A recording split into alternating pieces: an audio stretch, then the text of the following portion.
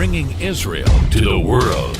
This is IBN News. With News of Israel, I'm Susan Michaels. It's reported that Palestinian, U.S., and Israeli officials are looking for a way to keep U.S. security aid coming to the Palestinian Authority after PA President Mahmoud Abbas rejected the money due to possible increased exposure to U.S. anti-terrorism lawsuits.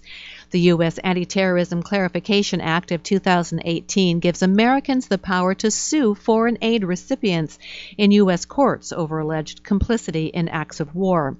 The loss of $60 million in annual funding could potentially undermine PA's security cooperation with Israel in the West Bank.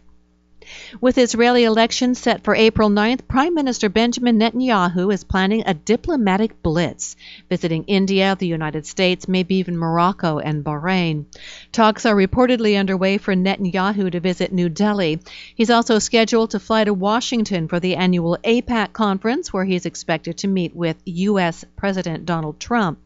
Beyond that, the V4 summit is scheduled to be held in Israel in February and includes leaders from Hungary, Poland, the Czech Republic, and Slovakia, whom Netanyahu will encourage to move their embassies to Jerusalem. Brazil's President Jair Bolsonaro is also expected to visit Israel. Benny Gantz, former IDF chief of staff and head of his Israel Resilience Party, launched his campaign earlier this week, telling the audience that, aside from my family, nothing is dearer to me than the state of Israel.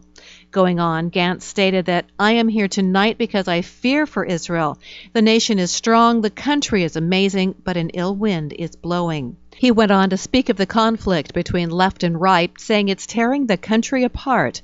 The clash between religious and secular is divisive, tension between Jews and non-Jews, and politically, Gantz accused the Netanyahu government of encouraging incitement and divisiveness. And Amnesty International is encouraging online travel sites to follow in the footsteps of Airbnb and ban listings from Israeli settlements in the West Bank. In a report titled Destination Occupation, the London-based group says these rental sites are driving tourism to settlements that most of the world considers illegal. I'm Susan Michaels. IBN, Israel Broadcast Network.